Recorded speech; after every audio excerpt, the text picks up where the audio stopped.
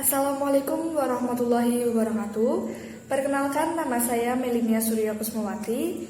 Saya di sini akan menyambung penjelasan dari Ria Aditya Mayangsari. Berikut penjelasannya. Baiklah, kita lanjut pada pembahasan yang berikutnya, yaitu tentang tanda-tanda bahwa hari kiamat itu sudah semakin dekat. Tanda yang pertama yang akan kita ketahui adalah terbitnya matahari dari arah barat dan tenggelam di arah timur. Hal ini terjadi karena adanya susunan yang berubah dari alam semesta. Tanda yang kedua yaitu keluarnya binatang yang aneh. Binatang ini dapat berbicara kepada semua orang dan akan menyampaikan bahwa hari kiamat sudah semakin dekat. Tanda yang ketiga yaitu datangnya Al-Mahdi. Beliau adalah keturunan dari Rasulullah SAW. Dan akhlak beliau pun serupa dengan Rasulullah SAW. Yang keempat adalah munculnya Dajjal. Dajjal adalah seseorang yang mengaku sebagai Tuhan dan muncul sebagai tanda semakin dekatnya hari kiamat. Dajjal memiliki mata yang buta, namun hanya sebelah.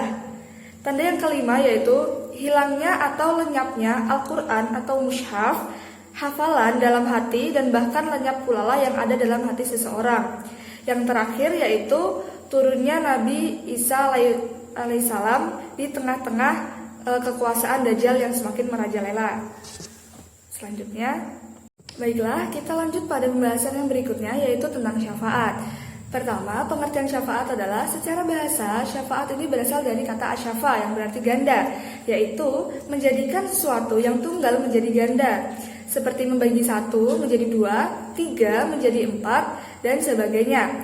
Sedangkan menurut istilah, syafaat ini berarti penengah bagi orang lain dengan memberikan syafaat kepadanya atau menolak suatu mudarat.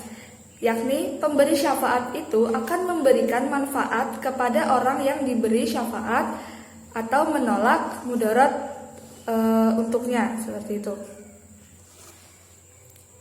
Ada beberapa macam syafaat yang akan diberikan oleh Nabi Muhammad SAW. Yang pertama yaitu syafaat bagi manusia ketika di padang mahsyar dengan memohon pertolongan kepada Allah agar segera memberikan keputusan atau hukum bagi umat muslim. Yang kedua yaitu syafaat bagi calon penduduk surga untuk bisa masuk ke dalam surga. Syafaat yang ketiga adalah syafaat untuk pamannya yaitu Abu Thalib untuk mendapatkan keringanan azab. Selanjutnya kita masuk kepada orang yang tidak mendapatkan syafaat. Yang pertama adalah orang yang kufur nikmat. Kufur nikmat ini adalah keengganan atau enggan mengeluarkan sebagian hartanya pemberian Allah yang merupakan salah satu perwujudan sikap kekafiran dan kezaliman seseorang. Dan yang kedua yaitu orang yang mengikuti setan atau pengikut setan. Orang yang melalaikan agamanya dan memilih untuk menjadi pengikut setan serta tenggelam di dalam lumpur yang bersifat duniawi. Yang ketiga adalah pendusta kepada hari kebangkitan. Orang yang pendusta kepada hari kebangkitan adalah orang yang mengingkari hari kiamat dan penghitungan dan tidak menerima syafaat.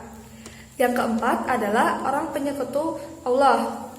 Seperti yang kita tahu, penyekutu Allah yaitu tidak mempercayai Allah dan menduakan Allah.